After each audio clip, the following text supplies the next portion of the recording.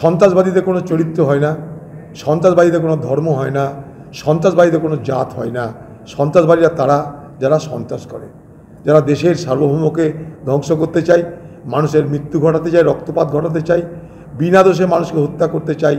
সন্ত্রাসবাদী তারা, তাদের কোনো জাত নেই, ধর্ম নেই, বর্ণ নেই, কিছু নেই, তারা শুধুমাত্র সন্ত্রাসবাদী। তাই তদন্ত হোক, গ্রেপ্তার হোক, কারণ জানি আমরা চেষ্টা করব, প্লাস তাদের শাস্তি চাইব। কেন এরকম ঘটনা ভারতবর্ষে বাড়ছে আবার নতুন করে, সেটাও আমাদের দেখা দরকার। পশ্চিমবঙ্গ জেহাদি এবং উগ্রবাদী, রাষ্ট্রবাদী, রাষ্ট্রবিরোধী শক্তিদের স্বর্গরাজ্য, এটা প্রমাণ হয়ে গেল। বহুদিন ধরেই অভিযোগ ভারতীয় জনতা পার্টি করছিল এবং এটা আজকে তার প্রমাণ আমরা হাতে নাতে পেলাম। পশ্চিমবঙ্গকে মমতা বন্দ্যোপাধ্যায় জেহাদি এবং রাষ্ট্রবিরোধী শক্তিদের স্বর্গরাজ্য বানিয়েছেন। দুজন অভিযুক্তকে গ্রেপ্তার করা হয়।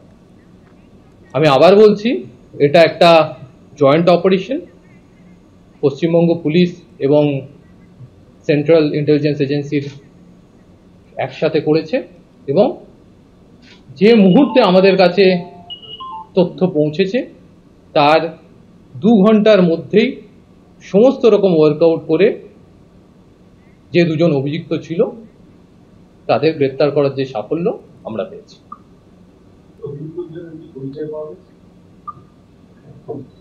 এই বিষয়ে যে কোনো যেটা ইনভেস্টিগেশনের বিষয়ে আপনাদের ইনভেস্টিগেশন এজেন্সি বলতে হবে, আমরা কিছু ছিল সমস্ত ইনভেস্টিগেশন রিলেটেড বিষয় ইনভেস্টিগেশন কোথা থেকে ধরা হয়েছে, কোথা থেকে ধরা হয়েছে? যদি দীঘার একটা হোটেলের কথা বলা হচ্ছে, এটা কোন হোটেল? ইনভেস্টিগেশন এজেন্সি, আমরা কিছু বলতে হবে। দীঘার কোন হোটেল থেকে নামানো? दीघार क्या है? कल रात हम लोगों के पास इंफॉर्मेशन आया। Based on that information we work out.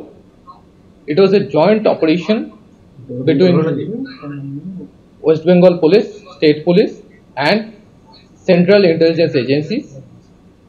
Within 2 hours, 2 घंटे में ही इंफॉर्मेशन मिलने का 2 घंटे में हम लोग पूरा वर्कआउट करके जो रामेश्वरम ब्लास्ट है उनके 2 जो सस्पेक्ट थे उनको हम डिटेन कर पाए। अभी मुख्यमंत्री এটা চাইছেন, বাংলার মানুষ শান্তিতে থাকতে চায়, বিজেপির সহ্য হয় না।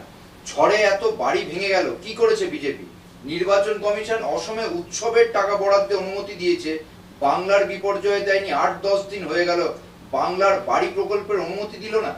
আপনি একই সঙ্গে আসামের বিহুর যে অসমিয়া ভাই বোনেরা আছেন তাদেরও অপমানিত করছেন, পার্শ্ববর্তী একটি রাজ্যের আভ্যন্তরীণ সরকার পরিচালনার পদ্ধতির নিয়ে প্রশ্ন তুলছেন এবং আপনি এখানে ঝঞ্ঝাবিস্থ যেটা বাড়ি ভেঙেছিল, আপনার জেলা শাসক কী করছিল? ডিজাস্টার ম্যানেজমেন্ট উচিত ছিল প্রথমেই আগে বাড়ি তৈরি করা, বাড়িকে সারাই করা।